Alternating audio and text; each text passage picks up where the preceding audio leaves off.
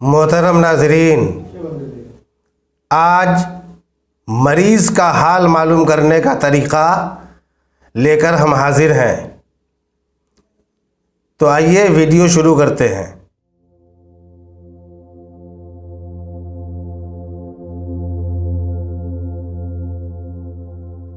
अगर किसी मरीज़ के बारे में ये मालूम करना हो कि इस पर जादू है, सिहर है, जिन भूत का असर है, या आसिबी खलल है, या जिस्मानी बीमारी है, या अंदरूनी बुखार है, तो उसका तरीक़ा ये है कि मरीज़ ने जिस दिन आकर सवाल किया उस दिन का आदद जो इससे पहले वाले वीडियो में बताया गया है, उस दिन का आदद निकाल लें और मरीज़ का जो नाम है उस नाम में जितने हुरूफ हैं तमाम हुरूफ की अदद निकाल लें।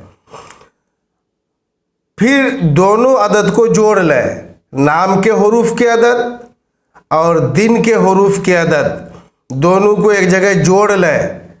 फिर 4 से तकसीम करें और 4 से तकसीम करने के बाद 3 बचे तो आसिबी हरकत है, 1 बचे तो अंदरूनी बुखार है, और अगर 2 बचे तो जिस्मानी बीमारी है, और अगर कुछ भी नहीं बचे बल्कि बराबर तकसीम हो जाए तो जादू और सिहर तसव्वुर करना चाहिए। उसको प्रैक्टिकली तौर पर करके मैं आपको बता रहा हूँ। देखिए, किसी मरीज़ के बारे में मालूम करना हो कि इस पर जादू है या आसिबी हरकत है या बीमारी है या बुखार है या क्या है, तो उसका तरीक़ा ये है कि मरीज़ जिस दिन आया उस दिन का अदद और मरीज़ के नाम में जितने हुरूफ हैं उसके अदद दोनों को जोड़ के 4 पर तकसीम करें। मिसाल के तौर पर किसी का नाम है नूरी, ये देखिए नूरी, तो उसको इस तरह लिखेंगे, नून वाव रे ये। नून का अदद है 50, वाव का अदद है 6, रे का अदद है 200 और ये का अदद है 10। उसको अब जोड़ लें। एक तरीका ये हुआ। दूसरा तरीका इस तरह लिखें, नून का अदद है 50, वाव का अदद है 6, रे का अदद है 200, ये का अदद है 10। अब जोड़ लें इसको, 6 का 6, 5 और 1 6, 2 का 2। अब मिसाल के तौर पर पूछने आया जुमा के दिन, तो अब यहाँ लिखेंगे जुमा,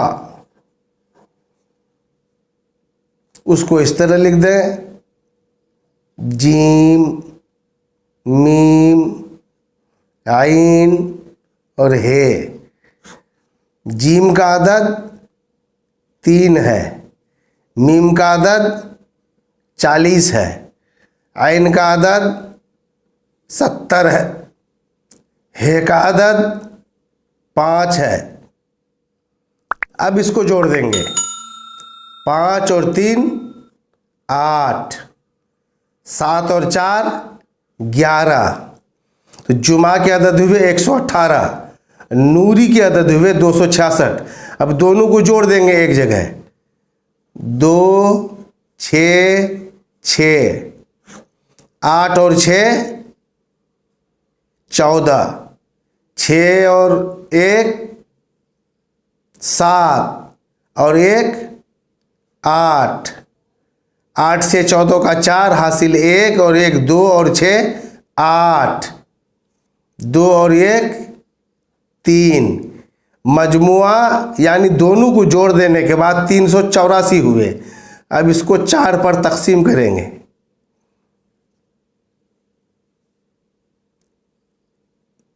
9 चौके 36, 8 में 6 चला गया, बचा 2, ऊपर से आया 4, 24, 6 चौके 24, कुछ नहीं बचा। यानी 4 पर तकसीम किए तो कुछ बचा नहीं, बराबर तकसीम हो गया। तो अब इसका मतलब यह है कि नूरी के ऊपर सेहर है, ये सेहर जिसको जादू भी कहते हैं। अब सेहर और जादू का तावीज़ आप दें, दुआ पढ़ के दें, पानी पढ़ के दें, तेल पढ़ के दें, यानी बराबर तकसीम हो जाए तो सेहर और जादू है। और 3 अगर बच जाए तो आसेबी खलल, जिन भूत वगैरह समझना चाहिए। और 2 बचे तो जिस्मानी बीमारी, चाहे सर्दी से हो या गर्मी से हो। और 1 अगर बचे तो अंदरूनी बुखार समझना चाहिए। और हाल मालूम करने के बाद मरीज़ के साथ जो परेशानी हो उसका आप इलाज करें, इंशाअल्लाह ताला मरीज़ को शिफा होगी। रब तबारक व तआला आपके हाथ में शिफा अता फरमाए।